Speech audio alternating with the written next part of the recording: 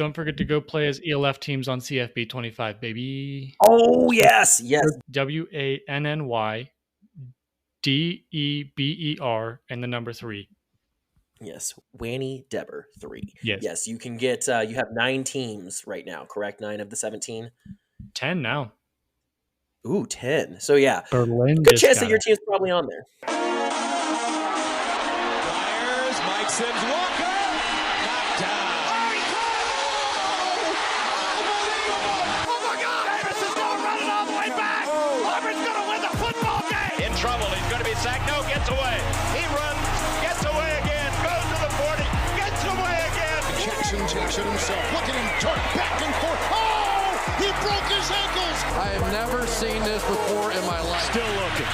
Firing. Near corner. It's caught! Denver! Unbelievable! Welcome to the fourth down fiasco.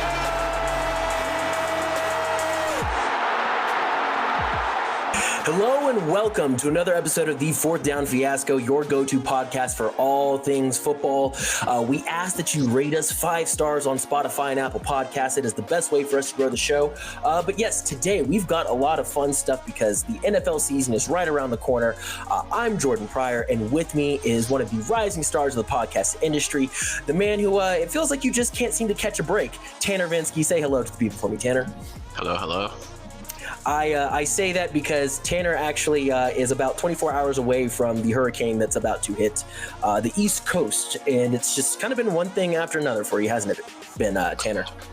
A little bit, but should be. We're getting it all out of the way before the holidays. So that means the holidays are gonna be super smooth. That's what I think, at least. I love the glass half full approach. Also, better to have it happening now rather than during like NFL season whenever you can't see your team. So I know exactly. But cool. So yeah, the rundown for today's show is going to be pretty simple. In the first segment of the show, we're going to be giving you all of the ELF news from this past weekend. There was a really good slate of games, at least 2 of them, and then a couple of blowouts as well that we're going to discuss. And then in segment 2, for those of y'all who are NFL fans, just so you know if you need to skip ahead, we're going to be talking, all kinds of training camp stuff, the Hall of Fame game, Hall of Fame induction, et cetera, et cetera. So with that, let's dive into this past slate of games. Tanner, do you have them pulled up? Yes, I do, actually. Do you want to run through them real quick since we don't have Danny this week? Yeah, let's do it. So Vikings beat the Mercenaries 49-3. Bravos did the same to the Sea Devils, 52-9. Stuttgart beat Milano 51-18. Frankfurt lost to Cologne 37-43. Paris made a comeback to win 40-37 against Berlin, and Munich destroyed Prague 47-14. Yeah, definitely some blowouts. Definitely on the earlier half of the schedule on what is that, Saturday? Oh my gosh, You can hear the dogs barking in the background. But Sunday had some good games. So yeah, we can just the blowouts. I think we can just kind of blow through them, for lack of a better term, and the fun ones towards the end, we can spend a little bit more time on. But Vienna Helvetic, Vienna definitely was upset with how close things were last time against Helvetic. Oh yeah, and really stomped them out. Again, surgical. Yeah, it's just the talent deficit between the two rosters is too extreme. That they're. If Helvetic's offense isn't clicking, this is the result you're going to get, and it could have been worse. So, yeah, and I mean, it also doesn't help that Helvetic is on their second string quarterback, and I believe their number 1 wide receiver got hurt as well. Yeah, Anthony Brown got hurt as well. Whenever friend of the pod, Aiken Jr. Went down. But Ben Holmes, I mean, past couple of weeks, that Ben VP case has become real. He's looking amazing. Yeah. If Alex Malchow is listening right now, I'm getting the Ben VP hype. I understand. He's somewhere in the UK laughing to himself. Yeah. But yeah, nothing else really to talk about. Vienna's defense, as always, looked dominant. Vienna's offense, as always, looked dominant. Is what it is. Hamburg, Madrid. Man, your boys put on a show. Duncan looked real good out there, man. Oh yeah, no, I mean, and again, it's what we're saying. It's just the extreme deficit of talent between these two rosters. I mean, there just wasn't much that Hamburg could do to keep up. And I mean, this is even a game where for the Bravos, I believe Obi didn't play. I think Obi's injured right now. So correct, yeah. So even with that, I mean, they didn't really even have to rely on the run game. I mean, they were just able to pass it all over the place. And Carezzo had a huge game out of nowhere. 212 yards, 3 touchdowns. So yeah, just all over Hamburg. Yeah. And yeah, to your point, yeah, Obi was out, and I mean, y'all's second leading rusher was Duncan, y'all's quarterback. Molina had 17 carries for 53 yards, not particularly great. Did have the 2 touchdowns, but I mean, they were goal line situation type of deals. Yep. But yeah, no, Madrid looks good. I am curious with how they will look come playoff time once they're playing the creme de la creme competition. But I mean, they've been kicking some ass, where they need to at least. So no, they at least take care of business, which is great. They're not a team that's going to keep it close against the bad teams. They always blow them out, do what they're supposed to do. I mean, it's going to matter in playoffs because, I mean, we saw how that game went against Paris, and then the second matchup against Ryan wasn't great either. But I don't know. I mean, momentum's always good, and I don't think they have anybody that's really difficult for the rest of the year until they get into playoffs. Nope, they've got. I think. Or actually, they do have Paris again, so. They have Paris again. Yeah. Ooh, that'll actually be a fun game because I do think that there are some aspects of that previous loss to Paris that were a bit fluky, where it's like if they're to match up again, how much closer is the game? Yeah, exactly. It was kind of like their first one against Ryan, right? Just the opposite. Yeah, exactly. Perfect example. Stuttgart and Milano, we weren't surprised here. Again, talent disparity. Hennessy, I mean, yeah, he had 4 touchdowns. He only had to throw 185 yards. And they ended up, by the end of the game, had their 3rd or 4th string quarterback in there just because the blowout was so bad. So no surprise there. Oh, Hennessy actually had 5 total touchdowns. He had 1 on the ground too, I see. But yeah, I did catch part of this game, and just because I enjoy watching the Stuttgart's offense because they're so high-powered, very clinical, they're so efficient. I mean, I'm looking at Mayer going for 142 and 2 tuds is crazy. Geyer had a low yardage day, but still managed to grab 2 touchdowns. And their defense was kind of all over the place too, like in a good way. Pair of interceptions, plenty of tackles for loss, sacks, just they were hitting and they were scoring. And that's how you win football games. You hit people and you score. Absolutely. And Milano sucks. Milano does suck. It's the Seaman sucks. Yep. Seaman sucks. Sucked all. Frankfurt Galaxy versus Cologne. Now this was a game. I did catch the tail end of this one. This was intense. Great time. You can tell that the two programs not huge fans of each other. No, not at all. Yeah, I mean, there were some big time. I mean, Cologne came back to win it. There was some hitting down the stretch, man, and got a little chippy. A lot of these games, you don't see a ton of these Euro players really getting into anybody's face. And in this game, these dudes were getting in each other's face. So this was probably one of the most fun games, honestly, I've seen all season. But yeah, just a really good time. McKay had a really good day. Not completion-wise, only 17 of 33, but he did have 254 for 4 touchdowns, and then also 1 on the ground as well with 67 yards rushing. He really did his thing for Frankfurt. And then Isaiah Weed, the Weed Man, 4 touchdowns, 370 yards, 44 passing attempts. 45 passing attempts. I know. I bet his arm's tired. Yeah, right. And not in a Milano Seaman type of way, Well, could be. Depending on what you're doing down there, but I don't know. He looked light on his feet. I'll say that much. for sure.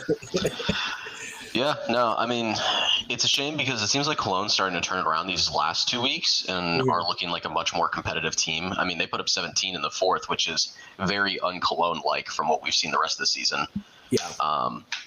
But it's too little too late. I think they're not eliminated, but they're at 4-5, and they have to hope for either Munich or Tyrol to drop a couple more because they're at 6-3. I mean, they're on the outside looking in. It's not great. Yeah. It would be a almost impossible situation. It's one of those of I think of in the NBA when there's 12 games left in the season and you've got the 33 win team that they're well, they're not eliminated yet, and it's yeah, dude, but they might as well be. Yeah, it's it requires a 45 win team to lose 10 games straight. That's the only way that they're gonna get there. So that's about where they're at. But yeah, it's too little too late for the season, but they definitely have stuff to build on. They got momentum, yeah. Yeah, I think going into next season, if you make a couple of correct moves, I think Cologne could be more middle of the pack next season and might even get that last playoff spot. Because, Weed's been looking really good these past couple of weeks. This past game doesn't really tell the story of it, but their defense has been playing a little bit better overall. Their offense has really been clicking past couple of weeks. So, maybe in 2025 we're, looking at Cologne going, they're going to make the playoffs. Yeah. So, but yeah, super exciting game. Fun time. That takes us to another really exciting game. Paris Musketeers barely outlast the Berlin Thunder. Had to storm back, actually. 19 points in the third is insane. Yeah. They were storming like the beaches of Normandy, Zach Edwards, man, this was an MVP game from Zach. 22 of 28, 352, 6 touchdowns, and also had an additional 65 yards on the ground. He was really the only guy from Paris's offense that I felt overall was really trying to do stuff. Him and Mitchell, because Mitchell did have 161 and 4 tuds. But a lot of the guys, it was they kind of sleptwalk through the first couple of quarters, and then it was third quarter hit, and they just turned it on. They just completely. Yeah, I think they might have underrated Berlin a little bit. I think they thought, we can kind of just walk in here and do what we need to. And that quickly showed to not be the case. And I think, they just had to come out at halftime and completely turn around what they were doing. And even Berlin was still in it towards the very end. I mean, 14 points in the fourth, trying to claw their way to take this one from Paris. But yeah, I mean, Paris is the better roster. So in a game like this, you need to rely on Paris making mistakes, and Zach Edwards was just extremely clinical. I mean, 22 for 28, 6 touchdowns. That's a per passer rating. Yeah, no interceptions. I don't believe that he had a fumble. And honestly, turnovers was the difference in this game because Berlin had an interception and 2 fumbles. If they don't do that, then they win this game. Oh, absolutely. Because, I mean, Jake Sullivan was surgical except for that one interception, which was pretty bad. But, he was crazy. Action Jackson was out there. He threw a touchdown, which was crazy. And then also ran for 1 and then caught 2. He is exciting to watch. It just feels like anytime he touches the ball, something crazy can happen. No, Berlin is a really exciting team. It's just a shame that they don't have the defensive pieces to keep up with these, better teams. Yeah, it really does suck because it is truly just Kyle Kitchens out there. There is nobody else that strikes me as they're this or that. No, it is Kyle Kitchens. I know that if you're looking at tackling numbers, yes, there were people who had more tackles than Kitchens, but he has so much But he had gravity around 4 him. sacks this game. I mean, And dude, he was getting double and triple teamed every time that ball was hiked, you know? So we'll have to talk about it maybe towards the end of the season, but we'll have to see, like, looking at all the players across the ELF, like, who would have a chance at getting, you know, an AF, or not AFL, oh my God, UFL, there we go. Oh my God, I couldn't think of it for a second. Yeah, see who would maybe get a chance at the UFL, because I feel like someone like Kyle Kitchens, someone like Tunga, you know, players like that, I feel like it's surprising that they haven't gotten any sort of UFL attention, just with how much they're dominating the league.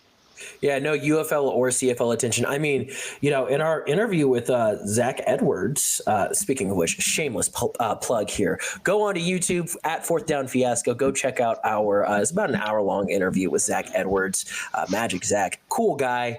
But yeah, he had mentioned how, you know, for the longest time, he was just trying to get a CFL contract, you know, a CFL/USFL contract. And, you know, yeah, the fact that he hasn't, but he is better than some of the quarterbacks I have seen from the USFL, hands down. Like I will die on that hill that he is better than the quarterback for the Arlington Renegades. I will die on that hill.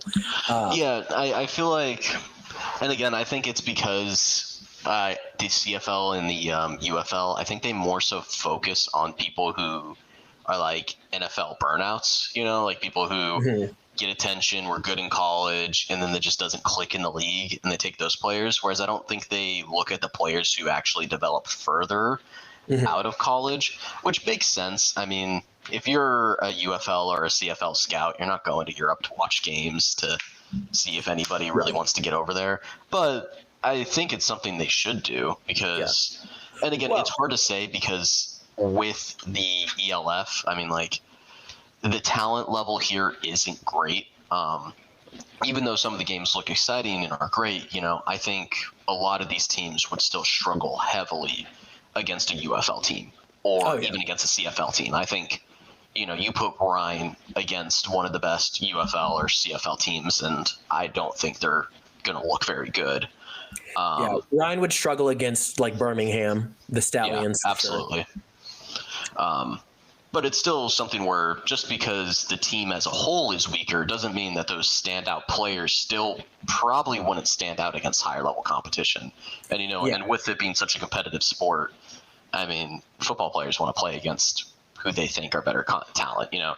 Yeah. So it would be cool to see some of these players get some of those looks, but I don't know if we're going to see stuff like that.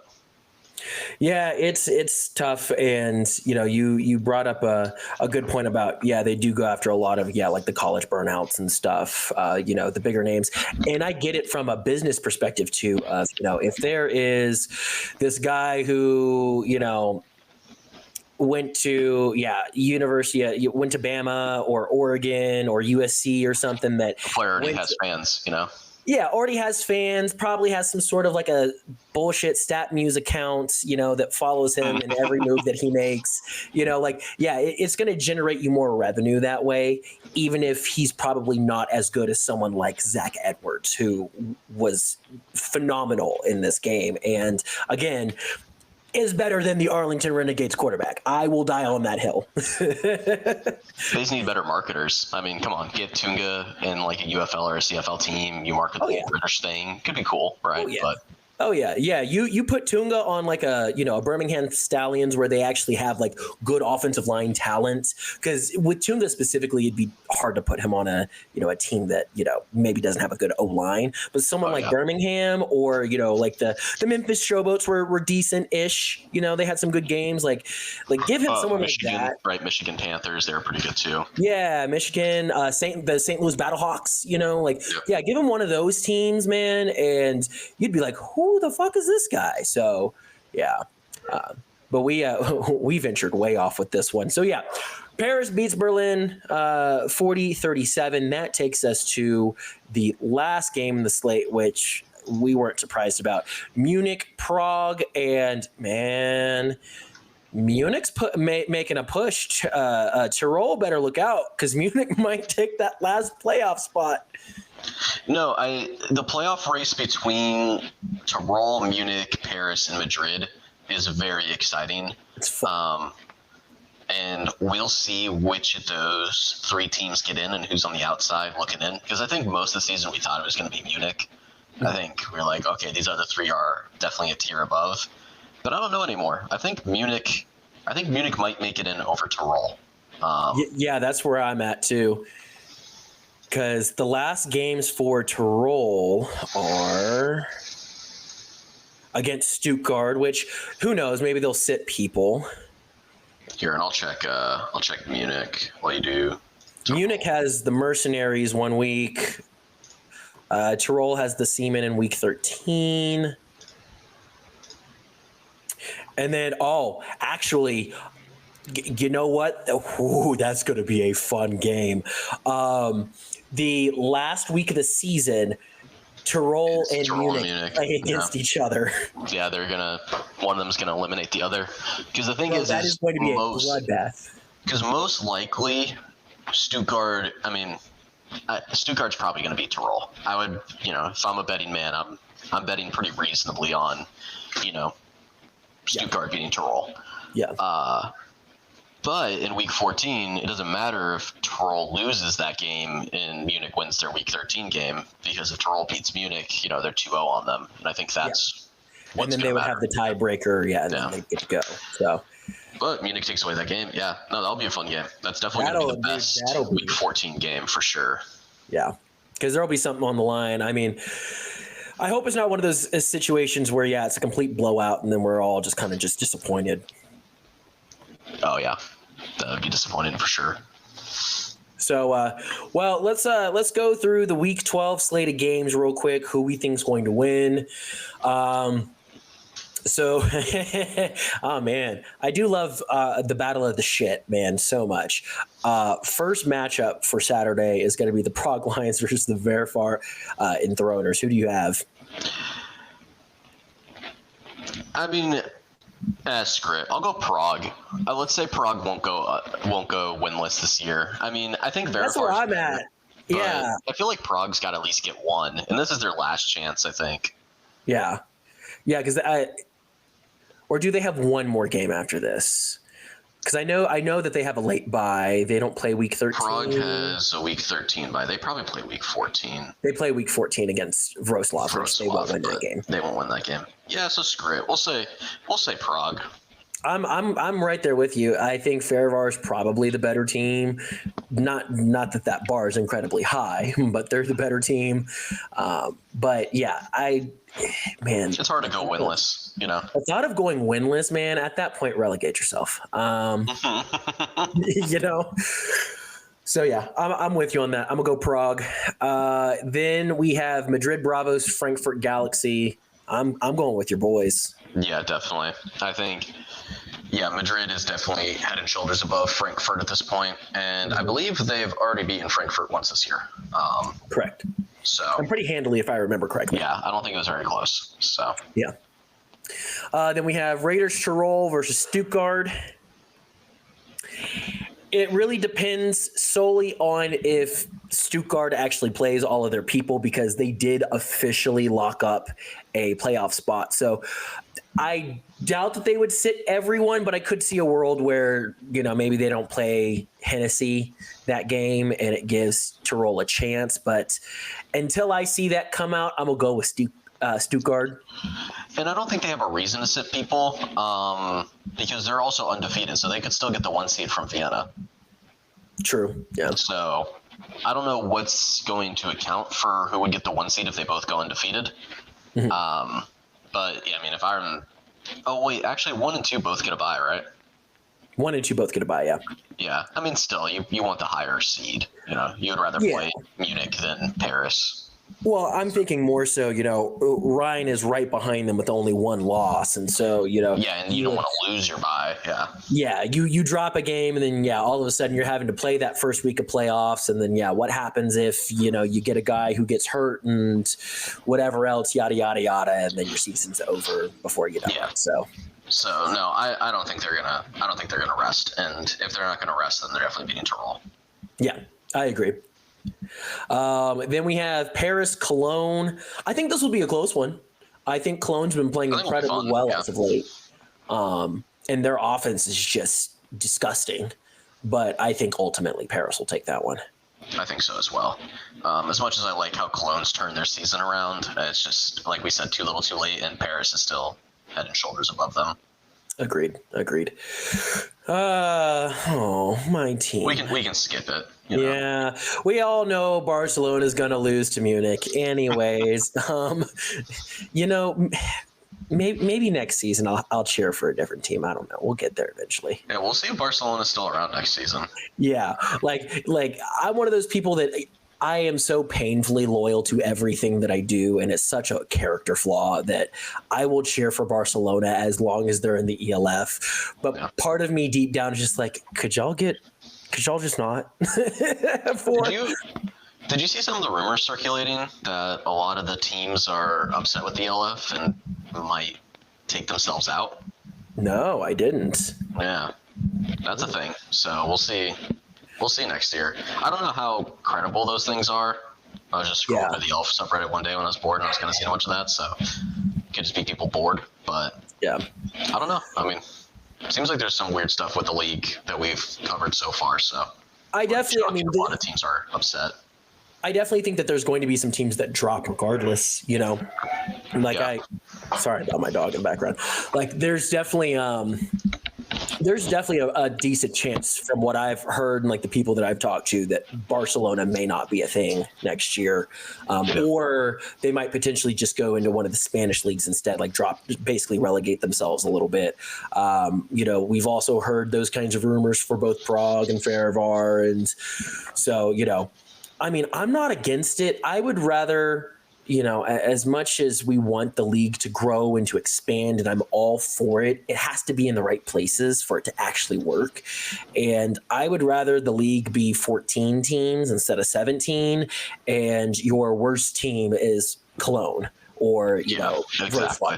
Where it's like they're still competitive and they can, they could steal a game for sure. Yeah, just like how or like Berlin. How Berlin almost took one from Paris this past week. Give me something like that. I think that's better for the league as a whole, and I also think some of these spots, if you want to expand, there are better places to expand into. Like I think expanding into the UK would be beneficial because they have an American football base over there. I'm sure. Probably. I mean, I definitely think that. I just think with the politics of the UK right now, that's probably a little bit hard of an ask. Yeah, from what we've heard. Yeah, but I'm just saying, just like what's happened the last week in the UK, man, it's. Yeah. Hey man, normally I'm not like this, but I'm proud to be an American. Right. The Olympics are going on. My patriotism levels are up here. Yeah, dude, I wore a USA polo the other day, and I was like, "Who am I?" And I was like, dude, I have a Team USA zip up. I should have worn that today. Oh hell yeah, you should have. What a shame. All right, so let's see. We did Tyrol Stuttgart, Paris Cologne. Yeah. Okay, Wrocław versus Berlin. This should be a good one. This was week 1, I believe, right? Wasn't this the first matchup of the year? Yeah, it was. Yeah, that was a good game. It was a good game. And, they're both in similar positions where they're desperately holding on to the, the last straw before they're told that they can't, that they're eliminated from playoff contention. So since it's in Berlin and, man, that Berlin offense has just been so good as of late, I'm going to go with Berlin on this one. I'm in the same boat. I think it'll be Berlin. I just think Berlin at this stage right now, too, is a better team than Wrocław. So I agree. And then last but not least, Hamburg versus Rhein. Let's be honest, it's going to be Rhein. Yeah, not even close either. Yeah. So also I guess before I go any further, are there any last thoughts that you have on the upcoming slate of games? No. Like I said, my main gripe with the league has just been the blowouts, and it's because of the talent disparity. So They got to fix some A import rules for sure. Yep. For sure. And we see that with this week. I mean, I think there's really only. I mean, I guess there's actually a better matchup this week. I mean, Berlin and Wrocław could be interesting. Tyrol and Stuttgart could be. Cologne and Paris. But, I mean, even then, you only got 3 games, and that's, like, the most competitive. No, that Prague-Färöer game is going to be crazy. Oh, you're right. Going to be some ugly football, but it's going to be crazy. Yeah. Well, before I kick it to commercial break, I do just want to thank, on behalf of Danny, who's not with us right now. Danny, unfortunately, has been doing a lot of hard hours this past week with work. And shout out to him for carrying the team, carrying Tanner and I both last week and doing the solo pod on his own while he was also putting in some crazy hours with work. But as many of y'all know, he has been creating teams for the NCAA 25, the college football game. And he rather, because I don't want to take credit for it, he just passed 1,000 downloads for his ELF teams. So thank y'all so much for supporting our boy. I know he appreciates it. He texted me actually before we got on. I was like, hey, make sure to talk about this because he's been so giddy about it. So yeah, thank you everyone who has downloaded those teams because yeah, it's something cool that Danny's been putting in a lot of work for, a lot of time on, and he's done a great job with it. So, but with that, we're going to go kick it to a quick commercial break. And then whenever we come back, we're going to talk some NFL instead of the ELF. So you're the proud owner of a business and you've got it all. The hustle, the bustle, and the occasional office kitchen mishap that turns into an alarm triggering emergency. Oh! But fear not. Western States Fire Protection is here to turn your workplace into a disaster-free zone. Our in-house team handles everything from fire sprinklers to alarms, monitoring, inspections, extinguishers, and more. Visit WSFP.com to request a quote. Are you looking for a podcast to advertise your business? Well, you're in luck. Here at the Fourth Down Fiasco, we're looking for show sponsors. Whether you want to be a platinum sponsor and be mentioned at the beginning and end of every episode, or you just want a simple 30 or 60-second ad, we got you covered. If you're interested in having a spot on our show, you can reach us at fourthdownfiasco@gmail.com. That's fourthdownfiasco@gmail.com. We are excited to hear from you and even more excited to have you on the show. Join the Fiasco family now. And welcome back to the Fourth Down Fiasco, your go-to podcast for all things football. We are back from commercial break. And as always, I know we ask a lot, but please rate us 5 stars on Spotify and Apple. It truly is the best way for us to grow the show. Anytime that we get a 5-star rating, we normally get more views on that particular episode. So it's just a really good way to help us out. You know, we're trying to build a community here. And, you know, if you're one of our international listeners who likes to listen to us for the ELF, comment where you're listening to us from. You know, we want to hear what country, what city, you know, we're super interested in that stuff. Or if you're from the States, tell us when you're listening to us. So whether if that is on your commute, don't text and drive, wait till you get to a parking spot. But if you're on your commute, if you're doing dishes, if you're cooking dinner, if it's your morning workout, whatever it is, we also want to know when you're listening to us too, because that helps us out. So with that, we have some NFL news to dive into. This past week, we did have the annual Hall of Fame game, which is basically the preseason before preseason. So, it was the Chicago Bears who defeated the Houston Texans 21-17. And Tanner, did we learn anything about either of these teams in this game? No, not particularly. It's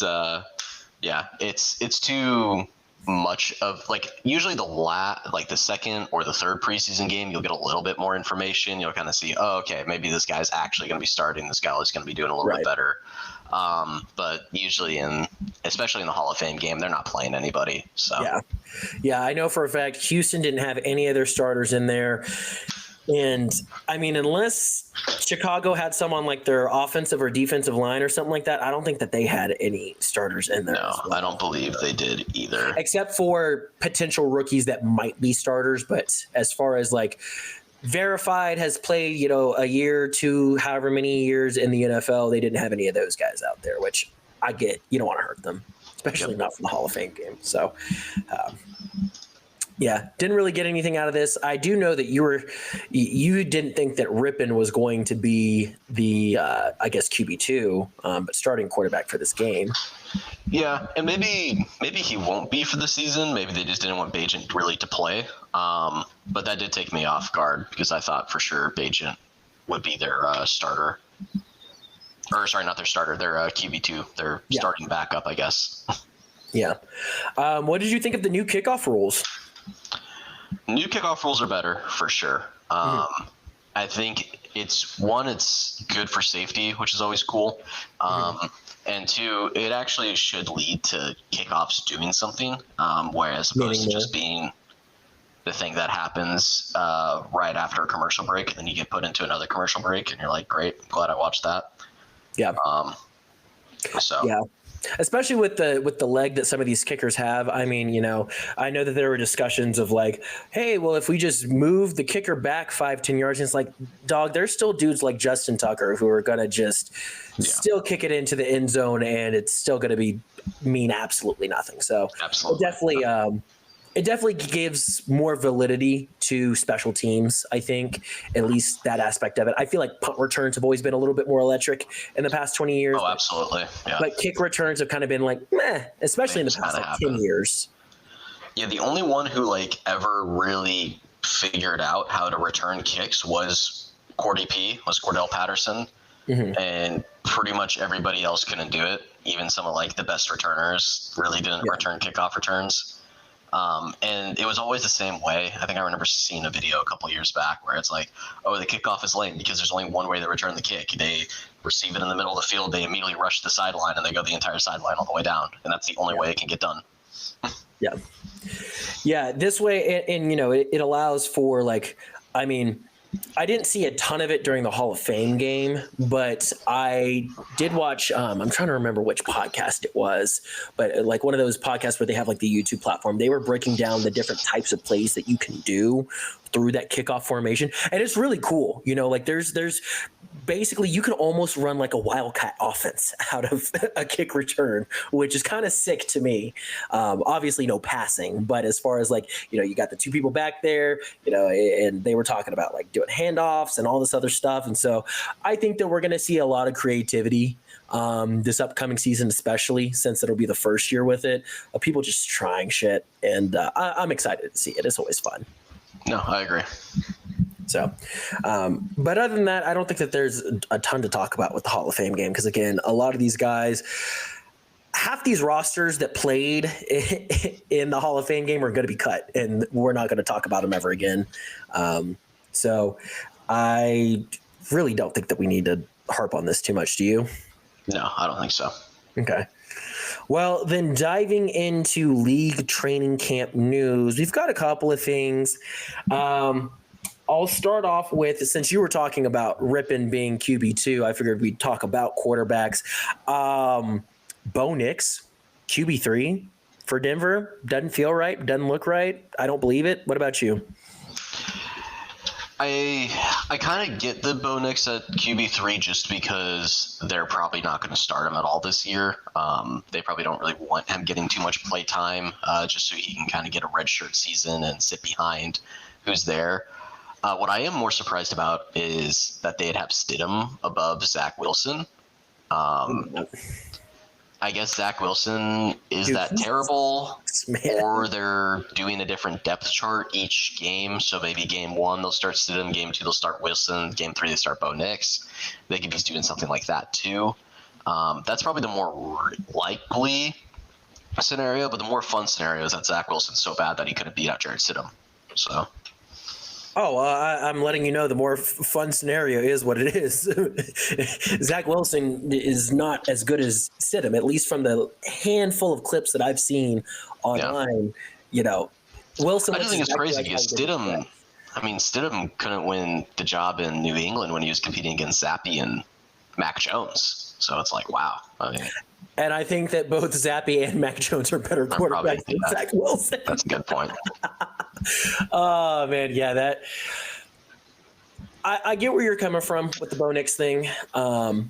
I would say more so from a not wanting him to get injured standpoint is probably why they would do it, because this Broncos team's not good enough. They're, even if somehow by the grace of God they were able to get the last seed for a playoff push, whatever, somehow, some way, miracles happen, they're going to get trounced by whoever they play in that first game. And so I get that you don't want to hurt them, but also at the same time, I feel like this is the season to say, fuck it, what do you have? Like, try and fit those tight window passes. If you throw a lot of picks, who cares?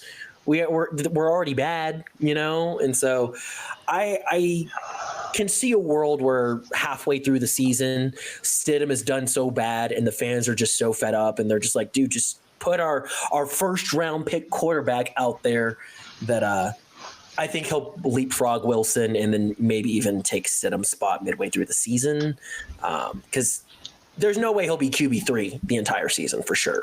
But I also I think it could be something even too where we don't actually see him until way later than halfway through the season. I could see something where they start Stidham half the year and it's like, oh, well, Stidham's not doing well. He's sucking. Let's throw in Zach Wilson. They throw in Zach Wilson for 4 games. And he goes out there and looks even worse. And then they're finally like, okay, we have 2 wins. There's 3 games left in the season. I guess we'll throw out Bo Nix, Yeah. And then they'll go 2-1 in those last 3 games. And be like, what the hell are we doing? Yeah.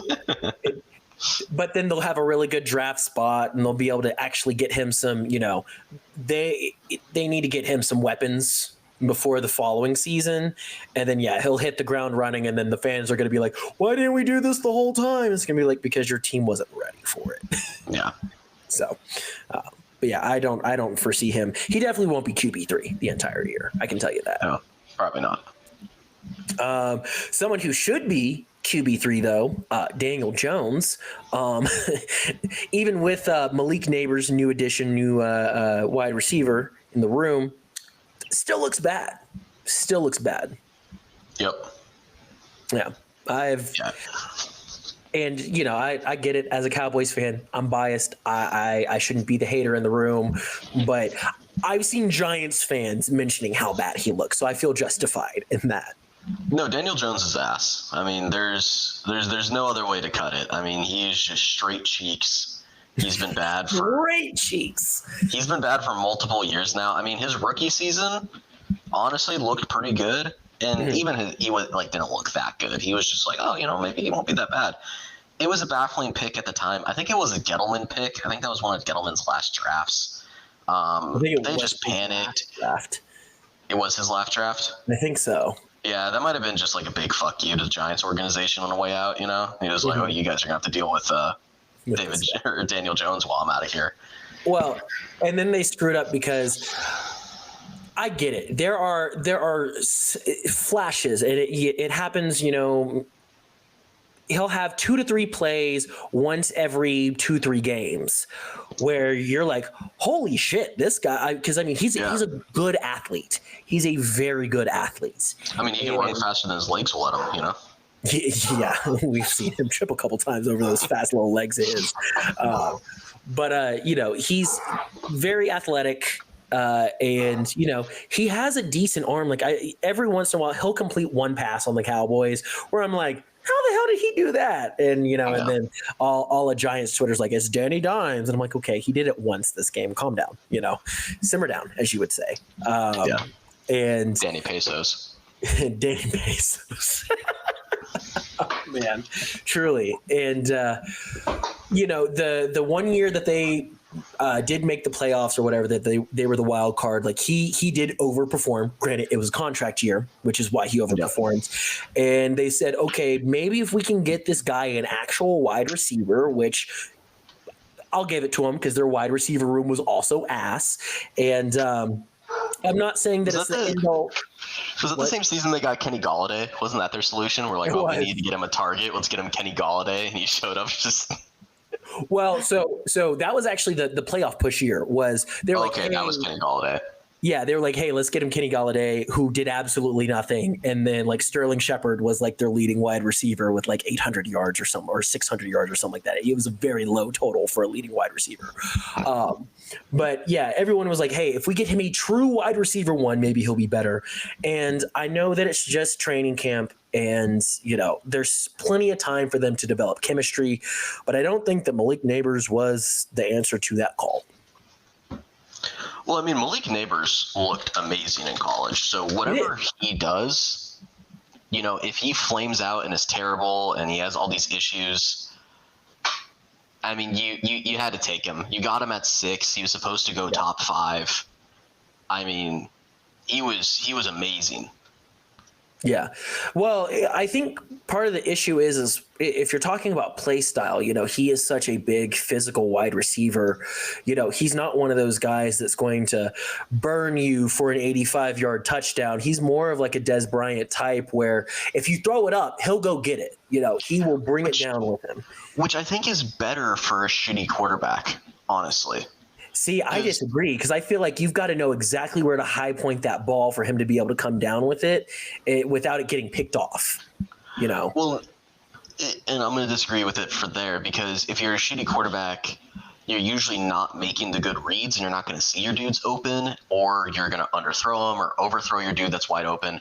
But if you just throw it in the general vicinity of a jump ball guy and you just tell him, go get it, and I'm just going to throw this in a precarious situation and that guy can actually go get it, I mean, you can see some crazy things. I mean, look at George Pickens' stats last season. George Pickens is not a guy who breaks away with runaway speed or gets open on routes. He literally just wants to fight for contact. All he wants to do is moss people. And he made Kenny Pickett look pretty good in a couple of those games. Yeah, made him look formidable.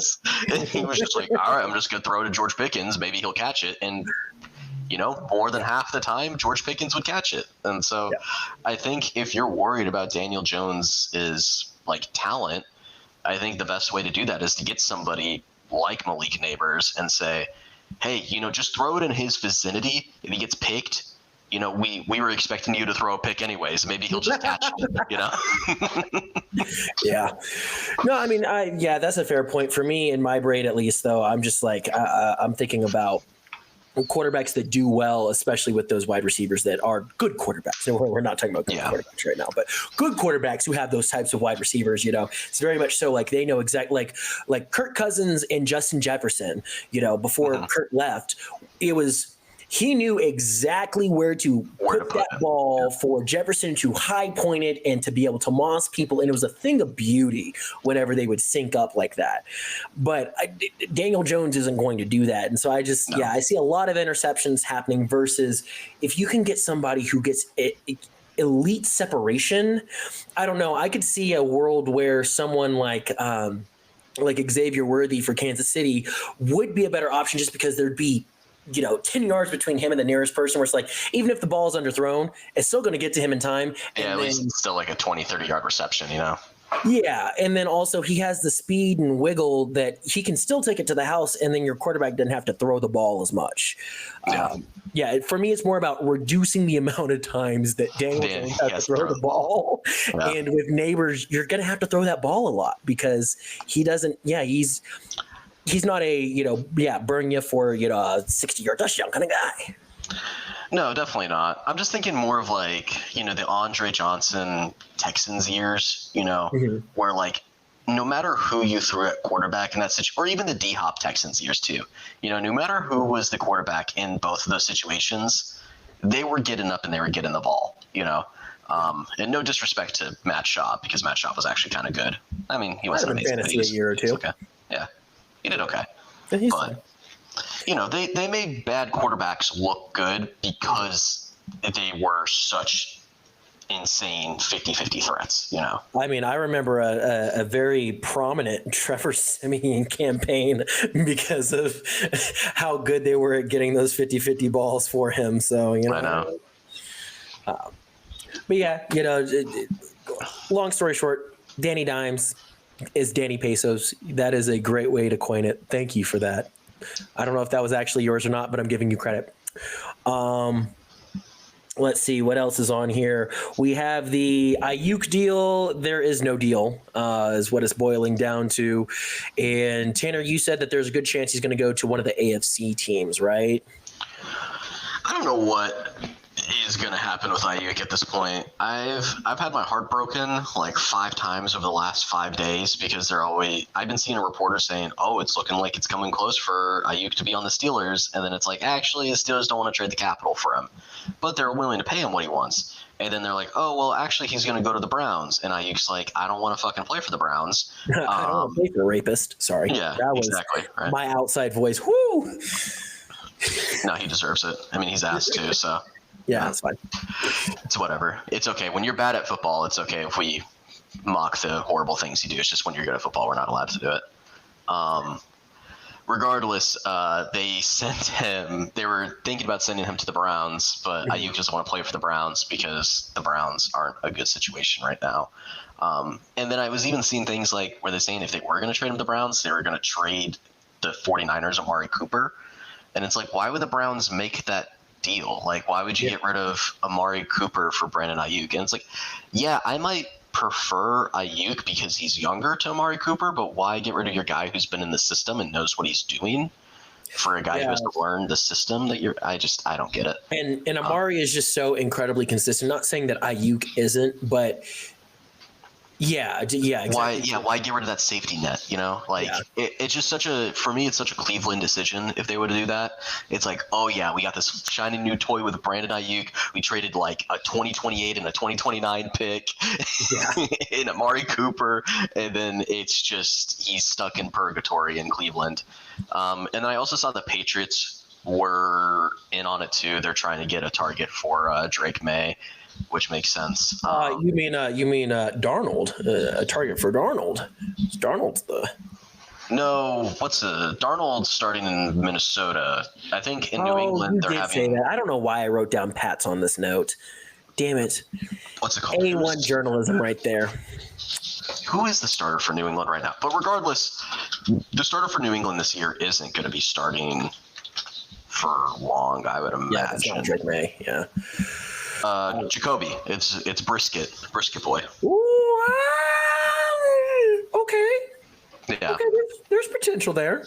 I mean, Jacoby's not going to develop into anything. He's just kind of like a super safe. He's not going to lose you games type guy. So once they feel like Drake May's ready, they're going to swap him out. You know, that's kind of been Jacoby's whole career. Yeah. Which, hey man, we've said you just get in the bag. You know? That is the best job in the NFL is to be QB2. Yeah, definitely. Dude, I would rather be Cooper Rush than Dak Prescott all day long. Oh, absolutely. Like, no flack. When you do go out there and you do great, everybody's like, let's fucking go. They're so excited for you. We love our backup. Yeah. Hell yeah, dude. Whereas, you can be Dak Prescott and you could throw for 500 yards and your defense throws the game and they're still going to blame it on Dak, you know? Yep. 1000%. My life. It's still Dak Prescott's fault. Yeah. But yeah, I think with Ayuk, the team that I think, I mean, it's your team. If he could find his way to the Steelers, I think that would be absolutely phenomenal for y'all. Because I think that's what y'all are missing. Pickens as 1 and 2? Dude, that would be disgusting. And then just bite the bullet and make Justin Fields your running back, and then all of a sudden you got athletes on that field. No, I love our running back core. I know people don't really like Najee Harris, but I think Najee Harris and Jalen Warren as a 1-2 punch. I don't know. I think that's a lot of fun too. I've picked up Najee in fantasy in the late rounds the past 2 years. I like Najee. Yeah. He's a consistent guy. So we'll see with Ayuk. I mean, right now it seems like it's between those 3 teams for him to go to or to stay in San Fran. I'm thinking he's probably not getting traded and he's staying in San Fran. Yeah. But I'd like for him to go to the Steelers. I also wouldn't mind if he goes to the Browns if they, trade away a bunch of future assets in Amari Cooper because they're just going to keep sucking. But no, because then I would have to deal with Amari Cooper being on the 49ers, and as a Cowboys fan, that would really, really hurt my feelings. Like, it already hurts my feelings enough him not being a Cowboy. So, yeah, but I mean, think about all the wide receivers that have been Cowboys and 49ers. It feels like it happens all the time. Yeah, all the time. It's insane. Like T.O. Yeah. Well, speaking of Cowboys, in Cowboys news, they're getting closer to reaching a deal with Dak Prescott, so to speak. I'll believe it whenever I see it. Also, I don't know if I want to believe it and see it. I'm about ready for, if we don't do anything this season, just blow it up and start from scratch, tank for a couple of years and see what you can get. Trade away, Jerry away ain't tanking. guys. Jerry ain't tanking. No, I know Jerry ain't tanking. Jerry isn't going to tank until he actually tanks into the ground himself. So until Jerry's dead, we're not tanking. But that's if I was the GM, what I would do. But yeah, we're both in the same boat, man. Our ownerships, they are old money that with old ways that just can't figure it out, man. Yep. Holding on to glory days that don't exist anymore. 9-8's better than 3-13, so I guess that's what we're going to keep doing. Is it though? Because Danny and I were talking about this offline about, I'm a Texas Rangers fan of we suck this season, but we won the World Series last year. So I'm okay with sucking if it means that I can win a championship. Dude, I would take 10 winless seasons and then the 11th season you win a Super Bowl than going 9-8 for 11 straight seasons. Fair. Yeah. Not even a discussion. Or even I'd rather take the 10 winless seasons into a Super Bowl berth and winning the Super Bowl over 11 seasons of consistent AFC championship appearance and Super Bowl appearances. Yep. No, I'm right there with you, dog. The win's all that matters, who cares if you suck? If it leads to a championship, it's... People only give a shit about rings. People don't even give a shit about what your record was when you won the ring, because there are 2 giant Super Bowls where they were 9-7, but guess what? They got 2 Super Bowl rings. So who gives a shit? Exactly. Who cares if their quarterback was Eli Manning of all people, So... Yeah, no, that's about where I'm at. But yeah, supposedly they have a deal that they're warming up to and everybody is starting to like. And CD's already come out and said that he is not going to sign until Dak is signed, which I don't blame him, because it would suck for him to sign and then Dak to walk, and then his quarterback being I keep wanting to call him Justin Fields. It's not Justin Fields. Trey Lance, thank you. Justin Fields light, which is sad. To be Justin Fields light, that's bad. That's no blame. And then last in this isn't training camp news, but this is pretty funny though. Patrick Mahomes, not named the best player in the NFL, actually named the 4th best player in the NFL, with Tyreek Hill being number 1. How do we feel about that? I mean, it's stupid. Yeah. I mean, Tyreek Hill literally got traded away and that team won the Super Bowl the next season after not having him on the team. It's just blatant ignorance to say that anybody besides Mahomes is the most valuable player in the NFL. I mean, 32 rosters would do anything to have Patrick Mahomes on their team. And it's just dumb. It's stupid for that. And it's the same thing we used to do with Brady. It's why are we giving Mahomes bulletin board material? It was like when the Bengals did the stupid bullshit where they were saying, oh, it's Burrowhead. It's like, oh, great. Yeah, that's not going to piss off the greatest quarterback in the world. Yeah, good work. Yeah. Right. No, the last thing that he needs, because he's cut from that same cloth, like Brady. Oh, yeah, he's just an insane competitor, Yeah, insane competitor.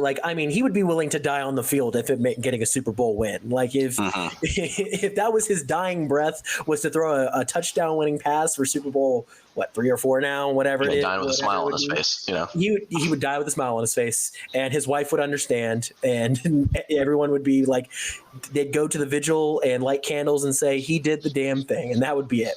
And yeah, that's...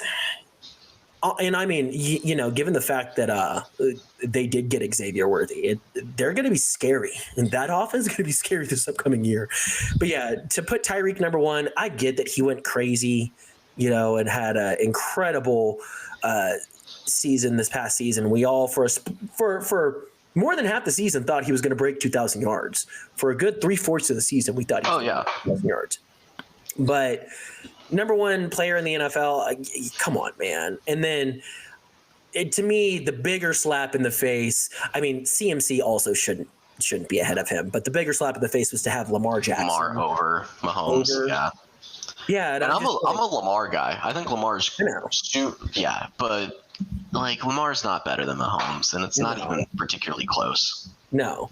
The only reason why Pat didn't win MVP last year was because his receiving core sucked. Yep.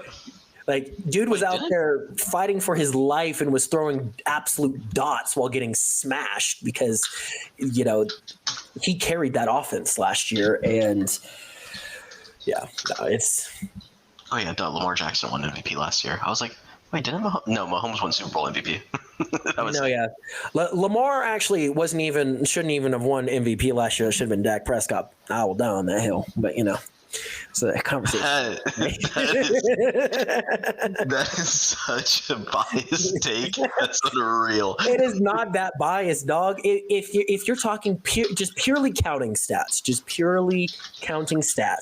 it's Dak from last year. And if you're talking about record with counting stats, he had one less win than Lamar last year. Come on, dog. Don't play with me. Don't play with me like that. I just don't believe you.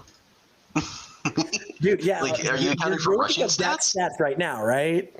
Yeah, I am. Okay. He had an insane season. He had... Oh, these are his career totals. I was like, wait, maybe you're right. Holy shit. 2 touchdowns last season. Yeah, 4,500 yards, 36 touchdowns, 9 picks, 105.9 passer rating, almost 75% completions. Lamar was 3,600 for 24-7 with 800 rushing and 5 rushing TDs. Yeah, so it's still Dak. I don't know, talk about with those rushing numbers? Dude, yeah, total. He still wins in total yards, and he still wins in total touchdowns. But he has less picks. 2 less picks. Whoop-de-freaking-do. Yeah, I don't know. I just you're just a Dak hater. Hey, I'm not a Dak hater. I'm actually a Dak guy. Hater. I'm a Dak guy. I've always I've been much higher on Dak than a lot of people. I think the Cowboys would be horrific if he didn't have Dak Prescott. Oh, I agree. I'd agree on that. He had a better. Yeah, Lamar had 17 less yards. He had 17 less yards, and he had 5 less touchdowns. 5 less touchdowns. It was a long way, brother. The Ravens were just better than the Cowboys last season. Yeah, the Ravens had a better team for sure, but that's a better team. Regardless, they only had 1 more win than the Cowboys. Was Dak on the short list last year for MVP?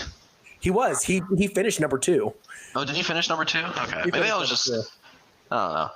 Yeah, maybe it's closer than I thought it was, but for me, it still felt like Lamar had a better season. Drinking that haterade, it's fine. Okay.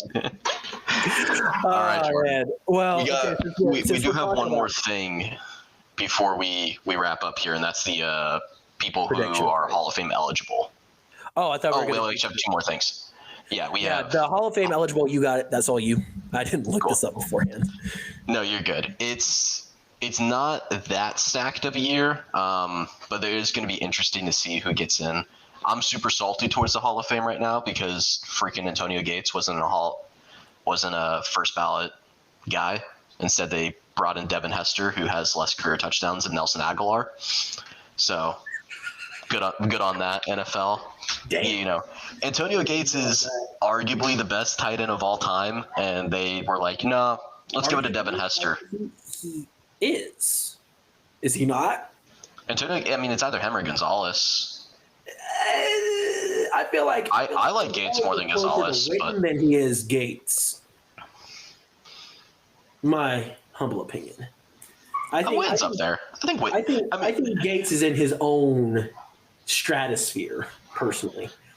I think there's 5 people. There's Gronk, there's Kelsey, there's Gates, there's Gonzalez, and there's Witten. And like you could argue between those 5. And I think it's a little bit closer when you're talking tight ends than like, you know, in a lot of other positions where if you have a top 5, it's like, well, maybe 1, 2, and 3 are a little bit better than 4 or 5. But I could hear an argument for any of those 5 guys. I obviously lean Gates just because I love Gates. But yeah, sure. Don't blame you. But yeah, no, instead they freaking brought in Devin Hester, and that was dumb, stupid. I did actually, now that I think about it, even though I only watched quarters 2 and 3, I had the game on earlier than that, but I was like showering and stuff. And they did bring out Devin Hester at one point, and I was like, really? Hall of Fame? Like, don't get me wrong. He was incredibly electric on those kickoffs and stuff, but come on, man, you're going to give someone a Hall of Fame bid for kickoffs? Like, special teams, what are we doing? Unless it's, like the greatest field goal kicker of all time. Like, sure, Justin Tuck probably deserves to be in the Hall of Fame, but come on, man. What are we doing? I mean, but it's just Devin Hester has 36 career touchdowns. Nelson Aguilar has 36 career touchdowns. Like, we can't be doing this. Like, I don't care how good he was in the return game. Well, that's what I'm saying. Yeah, is like if you have the same amount of freaking touchdowns as Nelson Aguilar, like, what are we doing? You're not a Hall of Famer. Yeah, I get it for kickers because, like, kickers it's a whole nother beast of the game, Yeah. And it's not like. And if Devin Hester was like the GOAT kick returner, which, he probably is, but like if his numbers were like way better and he also played like receiver, I think there's a whole other thing. But to be like purely a special teams guy, it just doesn't make sense to me. Yeah, that's like, being like, hey, yeah, I have the most tackles all time as a special teamer. Great. You're not a Hall of Famer. Yeah, you're not nearly as valuable as somebody who's... Cool. You have the most blocked field goals ever, but you couldn't crack the starting lineup for your team. Yeah, you couldn't be on the defensive line. Yeah. Yeah. So the people who are eligible this year is we have Eli Manning, Luke Kuechly, Marshall Yanda, Marshawn Lynch, Terrell Suggs, Darren Sproles, Joe Staley, Aqib Talib, DT, Demaryius Thomas, Ryan Cleal, and Clay Matthews. Okay, there's some names in there though. There's some names for sure. I don't know. Out of those, I mean, who do you think's a lock? Like, who do you think gets in? Marshawn's a lock. Yeah, I think Marshawn's a lock. Can you go through the names one more time for me real quick? Eli Manning, Luke Kuechly, Marshall Yanda, Terrell Suggs, Darren Sproles, Joe Staley, Aqib Talib, Demaryius Thomas, Clay Matthews, Ryan Cleal. Clay Matthews. It shouldn't be a lock, but he's going to get in. Eli Manning's going to get in just because he has 2 Super Bowl rings. If Eli Manning didn't have 2 Super Bowl rings, he wouldn't even be eligible for this. It's hard. I want to say Luke Kuechly. I just feel like his prime was just cut short. But I think for me, the people I think most likely to get in, I would say, or at least people I think should get in, is I think Luke Kuechly, just because even though he had an 8-year prime, or even though he only had like 8 years, of those 8 years, he was a 7-time Pro Bowler, a 6-time All-Pro, and a defensive Rookie of the Year, and a Defensive Player of the Year. Like, that's a hell of a prime. He was like, an animal. Yeah. I mean, his 8 years might have been a top 10 all-time linebacker, 8 years. So, yeah. Okay, that's fair. Yeah, you convinced me. Didn't take much, but you did. And then I think Marshall Yanda for the Ravens. I mean, he was just the best, like, arguably the best guard of his generation. I mean, he was just constantly a Pro Bowl. I think he had 9 Pro Bowl seasons. I mean, he was a big reason Baltimore won that 2012 Super Bowl. I was about to say, he was able to make sure Flacco had time to set his feet so he didn't throw the hits. And then I would say the same thing about Terrell Suggs. I think T. Sizzle was just such an important player for the Ravens, and he was so good. I think he's way up there on the all-time sack list. I think he's like 7th or 8th all-time. Yeah. And then the last one after that, I would say, would probably be Demaryius Thomas. And just because, even though I don't know if Demaryius Thomas necessarily had a Hall of Fame wide receiver career, I just think with how tragic his passing was and how sudden it was, I think they're going to want to honor him. That's fair. Yeah, because I was thinking out of that group, I was like, that's probably someone who I wouldn't put on it, but I forgot about that. Yeah. But I mean, again, I see a world where Eli gets in because he has 2 Super Bowl rings. Yeah, I do too. Eli Manning just really wasn't that good of a quarterback, which sucks. He really wasn't. Which is so incredible that he beat the greatest quarterback of all time twice. Yeah. And that's why he's going to get in. I mean, those 2 Super Bowl runs were electric. And the best part about it is, I don't know if you've ever seen the stat with Eli Manning, but every time he made the playoffs, either he was a first-round exit or he won the Super Bowl. He only won playoff games in those 2 seasons that he won the Super Bowl. Every other time he made it the playoffs, knocked out in the first round. Yeah, dude, his career is just such a weird, anomaly. Yeah, it's a bizarre one. Yeah. But I don't know, man. I mean, I'm vying for Marshawn, man. I know that he had a shorter, I would say, prime. Because actually, no, I would say more so he had a shorter career. He had a good prime and a sustained prime. Super Bowl winner. And someone who, I don't know, man, he just has such pivotal highlights where you'll be on Facebook, Twitter, whatever else, just scrolling through and you just have to stop and be like, oh, Beastquake's coming through. Yeah. Oh, I got to watch this play. No, I think Marshawn is definitely a contender in there. I just don't know if he's going to make it in the first time around. Fair. We'll see, though. I definitely love Marshawn. I mean, I think of,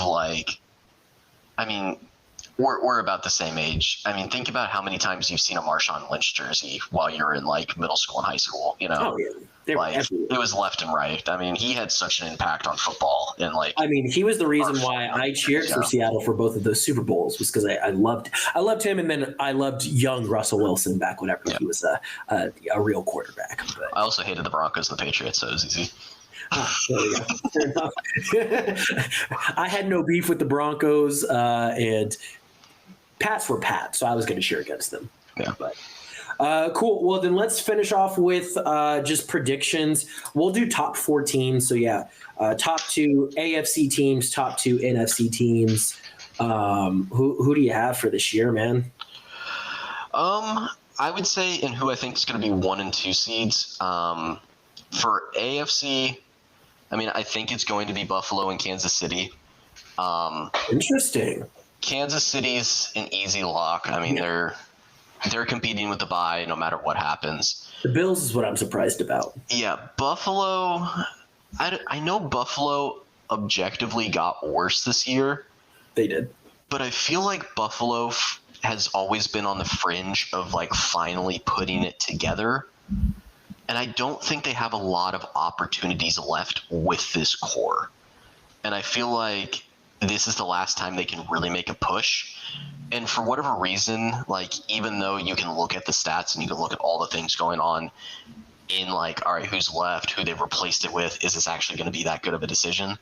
It's just when you have a core you feel like they're finally aging out, you usually always see one last hurrah out of them.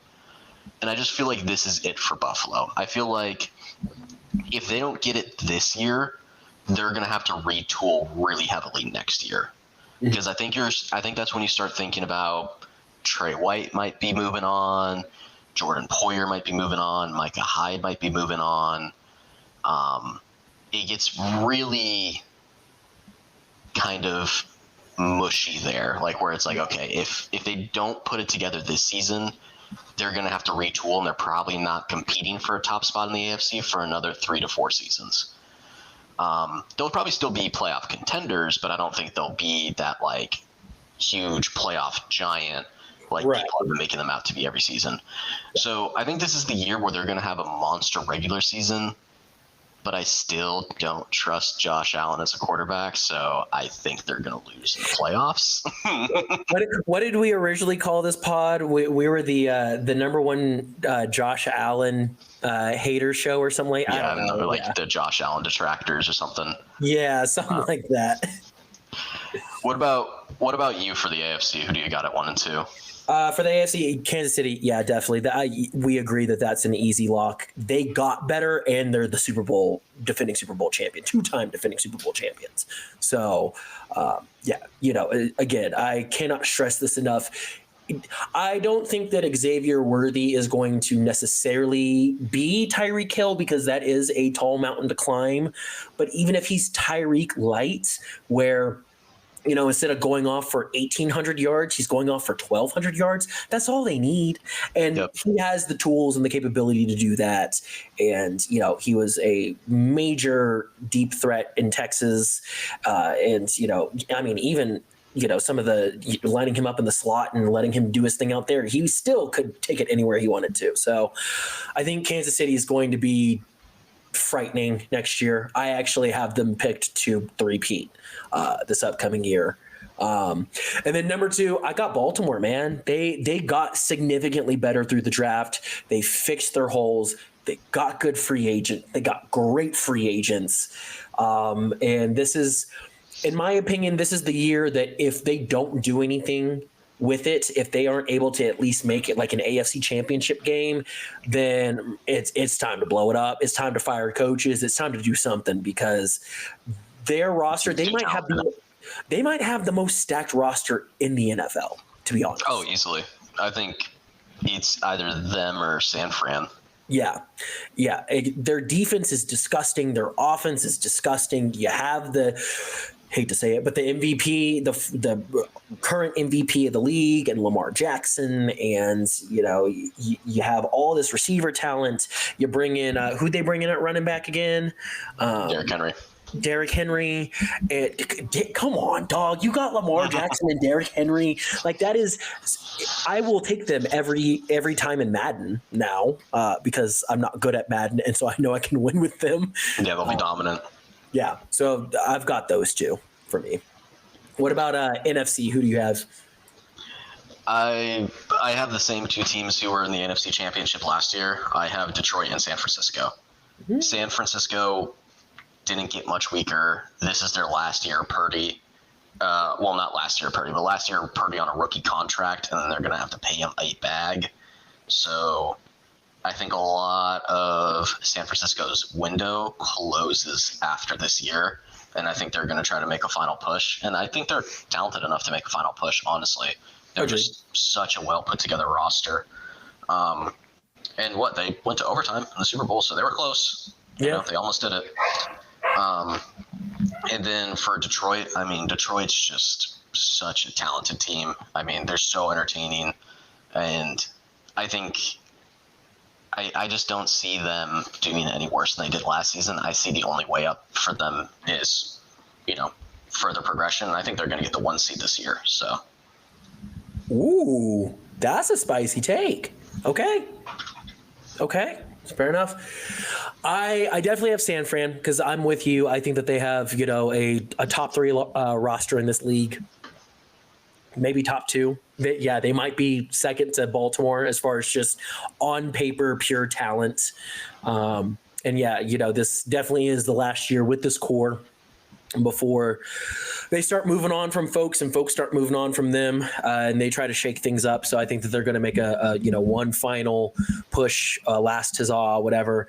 I disagree with Detroit. I still have questions about their defense. I know that they got better through the draft. But yeah, I need to see that defense in action before I can truly say that Detroit will be there.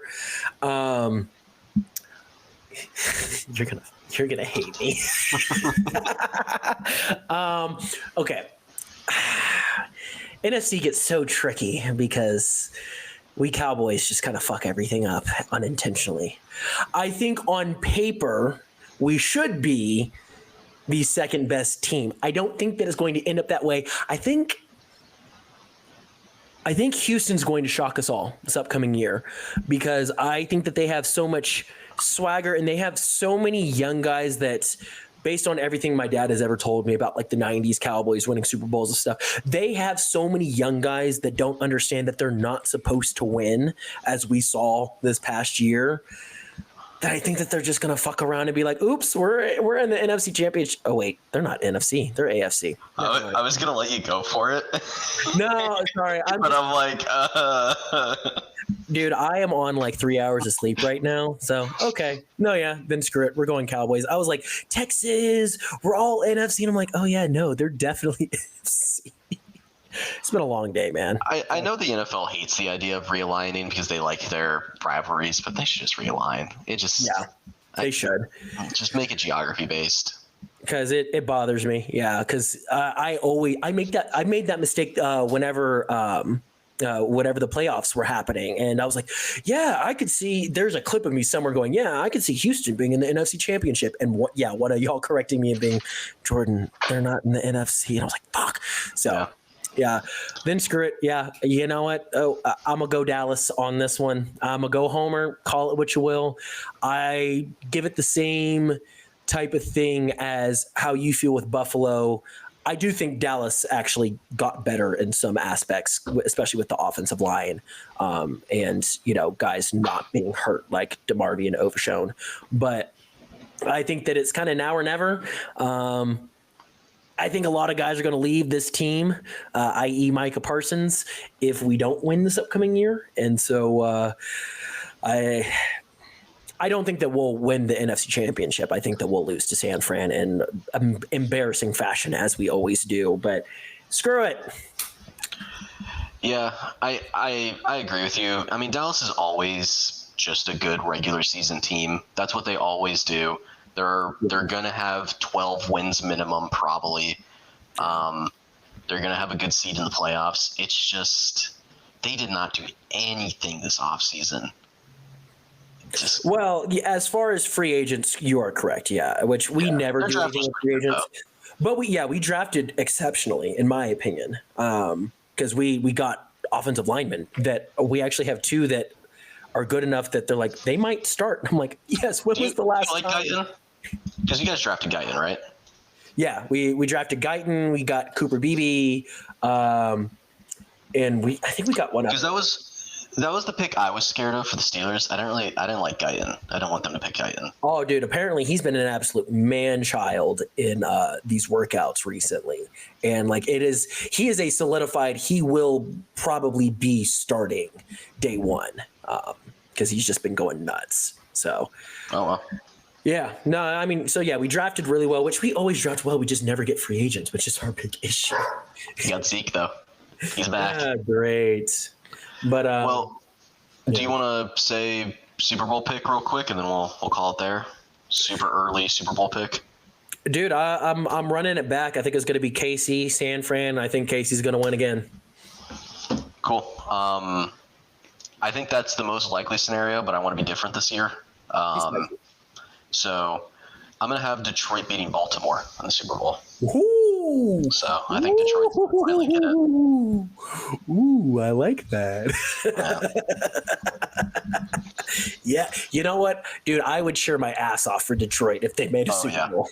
Oh, yeah. 100%. 100%. So, well, cool. That takes us to the end of the show. Thanks, everyone, for checking us out. This has been Jordan and Tanner with Fourth Down Fiasco. No Danny today. Again, he's just been working a lot of hard hours, so he deserves a bye week. But yeah, as always, again, ask that you rate us 5 stars on Spotify and Apple Podcasts. You can also follow us on social media. We are at @4thdown_pod on Twitter and at Fourth Down Fiasco on Instagram and TikTok.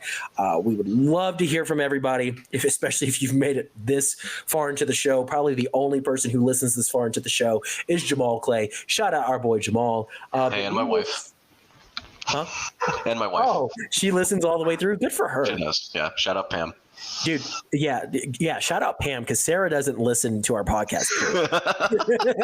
But she also doesn't like football, so that's why. Yeah. But yeah, thank y'all so much. Again, it's been Fourth Down Fiasco. We will see y'all next week. Peace.